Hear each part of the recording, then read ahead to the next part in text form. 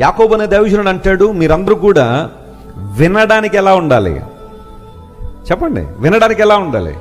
వేగిరపడాలి, కోపించడానికి నిదానించాలి, మాట్లాడడానికి నిదానించాలి అన్నాడు. మనం క్వైట్ ఆపోజిట్ చేస్తుంటాం, రివర్స్లో వెళ్తుంటాం. ఎప్పుడు కూడా కోపించడానికి మనకేముండదు చెప్పండి? నిదానం ఉండదు. ఎప్పుడు పడితే అప్పుడు కోపం వస్తుంది మనకి. మళ్ళీ వచ్చి అంటాం, నేను ముక్కుసూటి మనిషిని అంతే, నాకు కోపం వస్తుంది, ముక్కు మీద ఉంటుంది కోపం అని. అదేదో పెద్ద గొప్ప విషయంలో చెప్పుకుంటారు. ముక్కు మీద కోపం ఉంటుందంట కొంతమందికి. ఏది పడితే అది అనేస్తారు. ఏ మాటలంటే ఆ మాటలు అనేసి అందరినీ గాయపరుస్తుంటారు.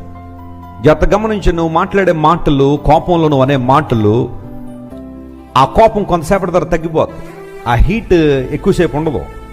కానీ నువ్వు మాట్లాడిన ఆ మాటలు ఎదుటి వాడిని గాయపరుస్తూ చూసావా, ఆ గాయాలు నీ కోపం తగ్గినంత ఈజీగా తగ్గవు.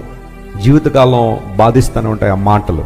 Control yourself when you are in anger. నువ్వు కోపంలో ఉన్నప్పుడు నీ మాటలు చాలా జాగ్రత్త కంట్రోల్ చేయాలి. ఆ టైంలో నువ్వు మాట్లాడే మాటలు జీవితాలను పాడు చేసేస్తాయి, నాశనం చేసేస్తాయి.